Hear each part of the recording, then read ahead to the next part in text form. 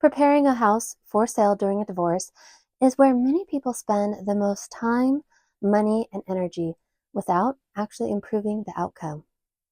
And most of it comes from focusing on the wrong things. Once the decision to sell feels real, preparation becomes the next source of stress. Suddenly, there's pressure to paint everything, fix everything, replace things that have been fine for years. And in a divorce, this part can turn emotional quickly because every dollar spent feels personal. What usually gets lost in the middle of that is a simple question: what actually affects the sale? And what just feels productive? I want to keep the lens clear here. This isn't about legal requirements. It's not about settlement terms. It's not about who pays what. This is strictly about the real estate side of preparing a home for sale, what increases buyers' confidence and what doesn't. Because when that distinction becomes clear, preparation becomes calmer and far more efficient. One of the biggest myths is that a home has to be perfect before it goes on the market. Perfect paint, perfect finishes, perfect upgrades. In reality, buyers aren't looking for perfection. They're looking for clarity. They want to know, is the home cared for? Are there obvious problems? Can they picture themselves living there?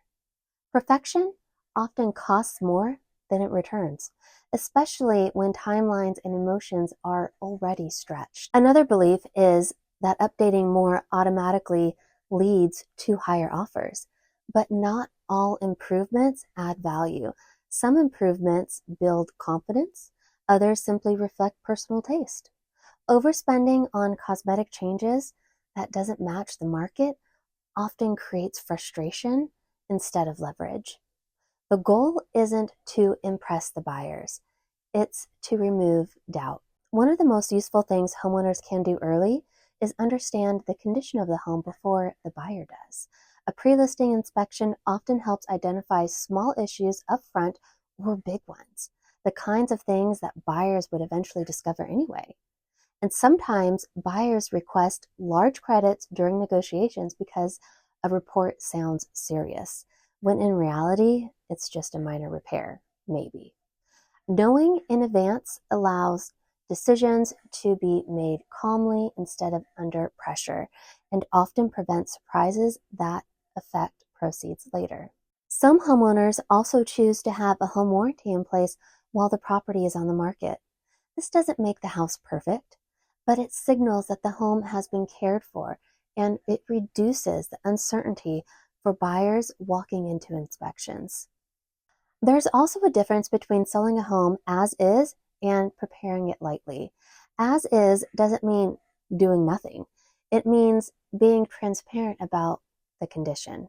Light preparation simply prevents the home from feeling neglected or unfinished. Cleanliness, small repairs, and neutral presentation often create a stronger buyer confidence than major remodeling.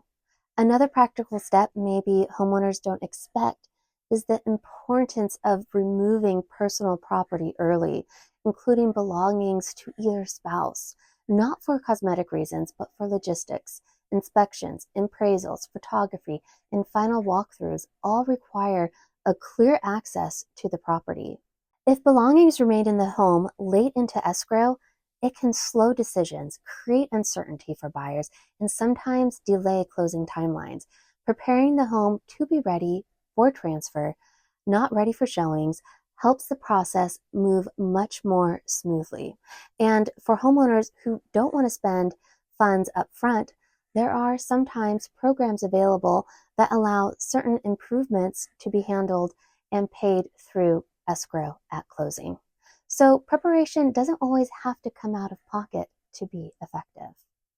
If it would help to see how homeowners typically decide what's worth doing and what isn't before they start spending the money, I walk through that step by step in an on-demand workshop linked below. You can watch it anytime, and then you can continue right back on with the series. When deciding what to prepare, 3 simple questions help. Does this improve how the home shows? Does it reduce buyer hesitation? And does it help the sale move forward smoothly? If the answer is no, it's usually not essential. Preparation works best when it's intentional, not reactive. No one going through a divorce should feel that they have to guess what matters. The purpose of preparation isn't perfection, it's confidence. When buyers feel confident, negotiations become simpler and the process stays steadier. Once the home is prepared, the next decision becomes the one that affects the outcome more than anything else. Can you guess it? Pricing. Not just the number to choose, but the number that shapes the buyer behavior and ultimately the final sale. That's what we'll cover next, how pricing decisions during a divorce can quietly cost homeowners more money without them realizing it.